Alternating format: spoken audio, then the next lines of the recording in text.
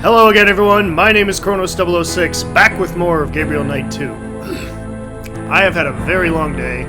It's been kind of a rough day, and I'm very happy to be here and ready to get back to business. Like I said, this is some of the best parts of the game, in my opinion.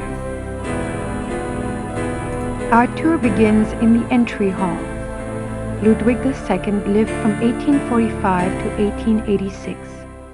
He assumed the Bavarian throne at the age of 18 when his father died. Ludwig's passion was building castles. He built 3 during his lifetime: Linderhof, Herrenchiemsee, and Neuschwanstein. Plans for a 4th castle, Falkenstein, were underway when he died. In addition to his obsession with building, Ludwig also had a passion for classical heroic German mythology, a taste he shared with the German opera composer Richard Wagner. Neuschwanstein is decorated throughout with themes from these stories, most of which directly relate to Wagner's operas.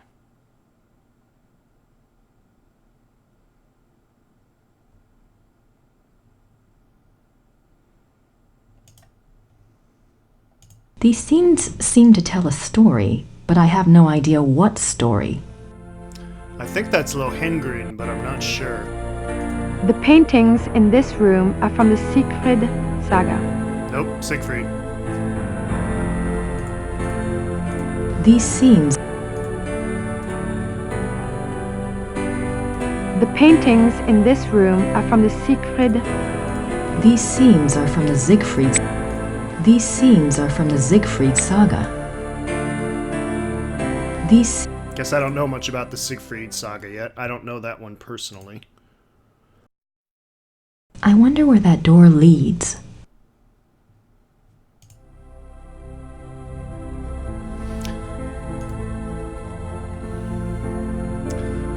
Yeah, and I'm pretty sure that most of these scenes that you're seeing right now are real. They were filmed at the castle. Now, when you go on the tour there, you are not allowed to take photos of any kind. You are given a little tour guide tape, so that was cool. And it was gorgeous. I mean, it's as beautiful as you can imagine it would be. It was a cold, rainy day that night in the Alps, and it was a really, really cool experience. I got to tour it with one of my good friends, Amayurat Akago, the guy who I've mentioned several times, has been in one of my videos. He inspired me to really get into the Let's Play and the YouTube genre in general. We used to be really close. We're not really that close anymore. Not sure why. I still think a lot of him, and I still respect the hell out of his work. You guys should definitely check it out if you haven't yet. Did they have running water in 1886? Did they have running? Pretty sure they did. Oh, I didn't hear the... You are now standing in the king's bedroom. The theme of the bedroom is Tristan and Isolde, the tragic love story retold in Wagner's opera. The opera was given its first performance in Munich in 1865, and a 20-year-old Ludwig attended. This is probably the most elaborate and expensive bedroom ever created. It took 14 wood carvers 4.5 years to create this room. It was this kind of extravagance that bankrupted the king. In the years before his death, he found it increasingly difficult to find money from any source. There is a lot of touring here and a lot of history, so sorry if this part might get a little boring. Hopefully you guys enjoy the history of this as much as I do. The richly carved bed, with its canopy, resembles a Gothic building in its turrets. The bed's draperies were handmade by dozens of Bavarian seamstresses. Maybe Ludwig thought all this luxury would help him sleep.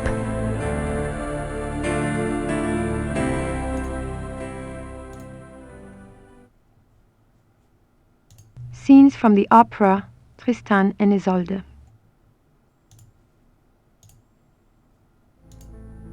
Scenes from the opera Tristan and Isolde.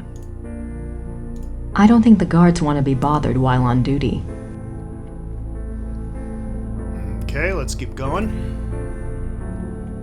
I actually remember this room.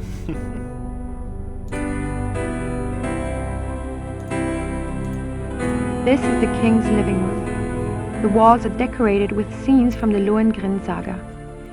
The king first saw Wagner's opera Lohengrin when he was 16, and it so affected him that he considered it a form of enlightenment. The tragedy of Lohengrin was his essential loneliness.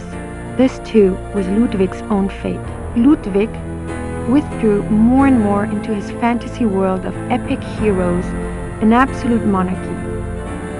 An ideal he was determined to create in his castles if he could not have it in his real life. He only wanted to be alone with his dreams, so much so that even his servants were kept at a distance and were not allowed to look at him. What were you afraid they'd see?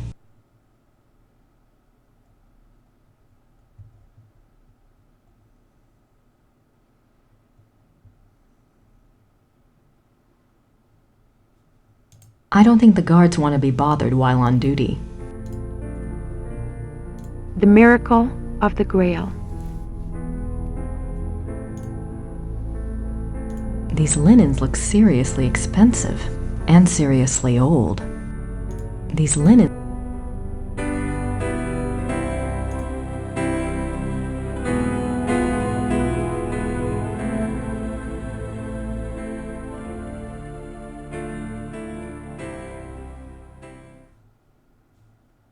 The swan motif is featured throughout the castle, but it is particularly prominent in this room.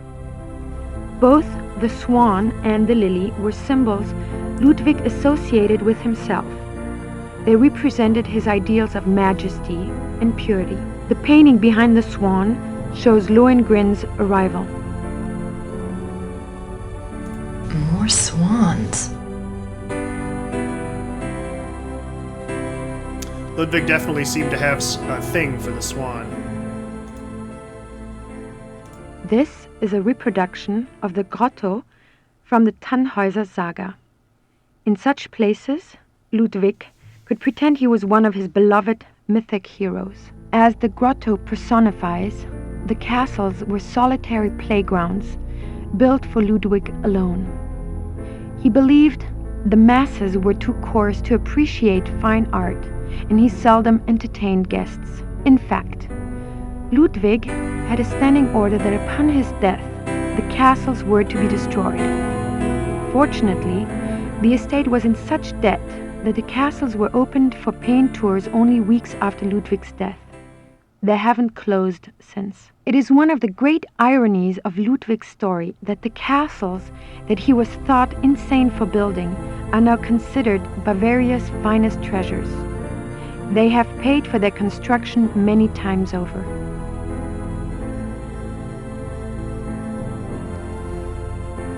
As far as I remember, this is not an actual part of the castle, or I don't even remember seeing anything close to this, to be honest. I can almost picture Ludwig in here. I wonder what he really dreamt about in this room.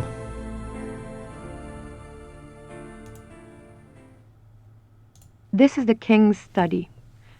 Ludwig spent much time at his desk writing letters, drawing up plans for his projects, and studying his favorite authors. He loved poetry, history, and the classics. In later years, he also studied the occult. What affairs of state he did reluctantly attend to, were generally attended to alone at his desk in writing. His reluctance to meet with his heads of state and perform the duties of the king were one of the reasons for the charges brought against him in 1886. But Ludwig dreamt of true kingship and a true monarchy, and the small powers left to him after Bavaria's succeeded power to Prussia only incited his disdain and frustration.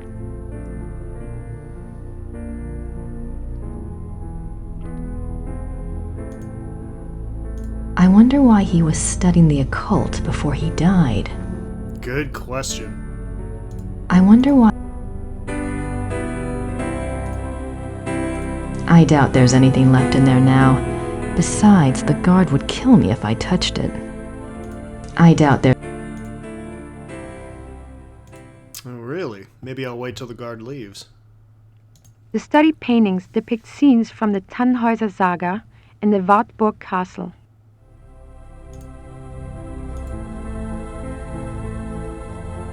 The study paintings depict scenes from the Tannhäuser Saga and the Wartburg.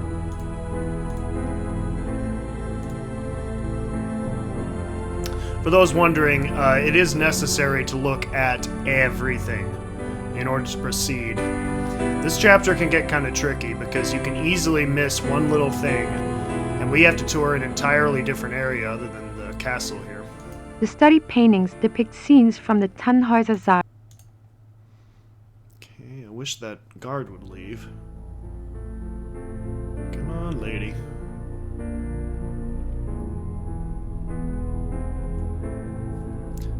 I'll give it a second, maybe she'll go.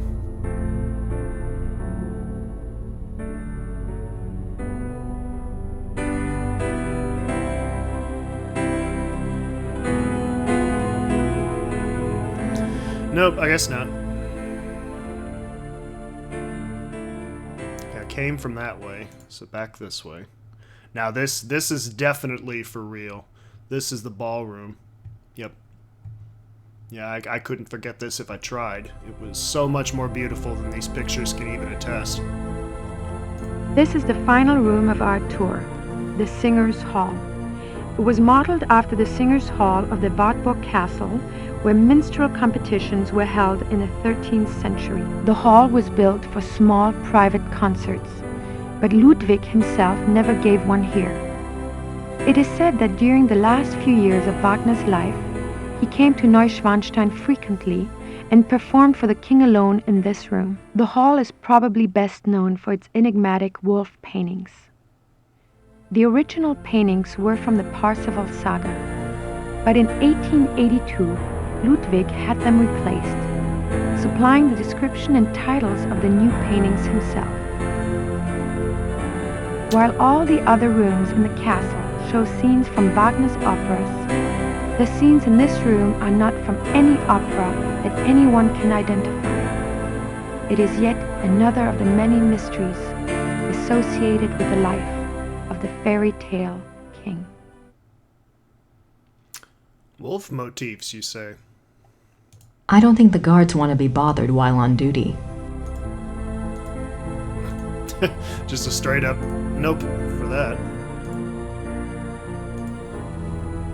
Why would Ludwig have wolf paintings in his castle? Why indeed.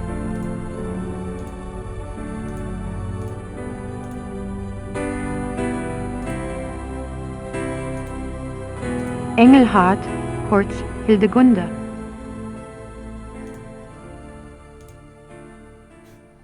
Ah! Engelhard and the blacksmith.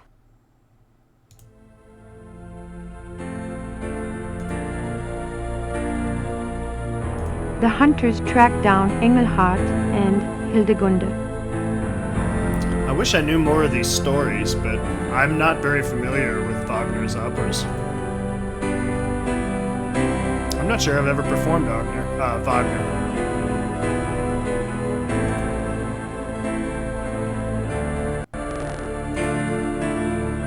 Hildegunde's imprisonment. Again with the wolf. The wedding feast of Hildegunde and the Baron.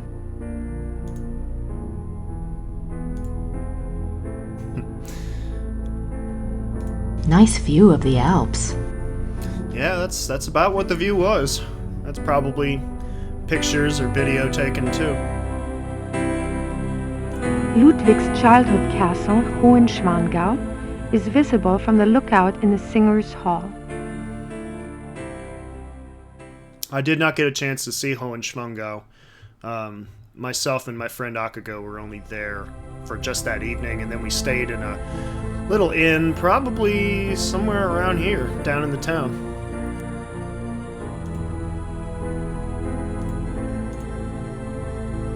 That was such a great trip. I'll never forget it. The death of Engelhard. So Engelhard turned into a wolf, huh? Yeah, I wish I knew more of the story, but I just don't. I'm sensing a theme here. This is the final room of our tour, the Singer's Hall. The hall was built for small... The hall is probably best known for its enigmatic wolf paint. Oh, I didn't mean to leave. I think I missed a door. I wonder where that door leads. For one thing, I do wonder what that door leads, but I think I missed an area in here. Yep. This is Ludwig's private chapel. The king was a devout Catholic, as were all of the Wittelsbacher rulers. They supported the Roman Church even when other European countries were dominated by Protestantism. It's a beautiful crucifix. Ivory and gold. It's a beautiful crucifix. A king saint? I wonder if Ludwig pictured himself that way. Or maybe he just wanted to be that way. The paintings above the altar depict St. Louis surrounded by the seraphim. An interesting side note. For a period of about a year, the Louis images in all three castles were ordered to be covered up with black cloth on the unfathomable whim of the king.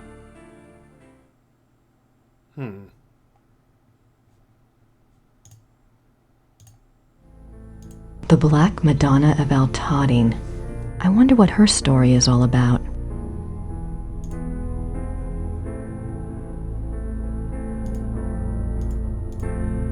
The stained glass window depicts St. Louis receiving the last sacraments.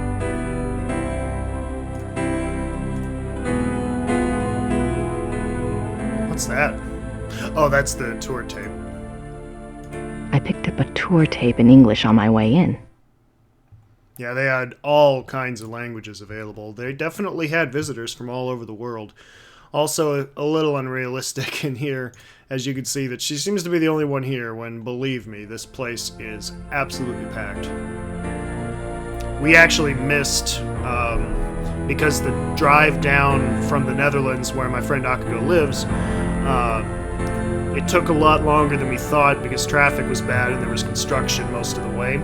So we were lucky. We got there just in time to get the final tour.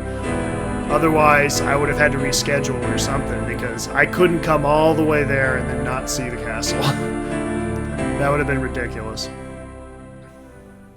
It's got to be something about the fact that these guards keep going in and out of the room, but whatever. I think we've seen all we can see here for now.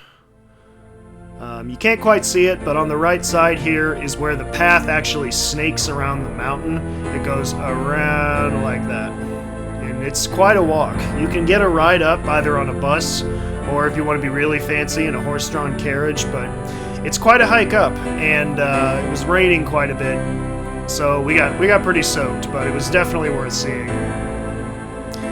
If you ever have the chance to go to Germany, or if you're in Germany right now and you're watching this and you haven't seen it, I doubt that's the case, but for the love of God, see it.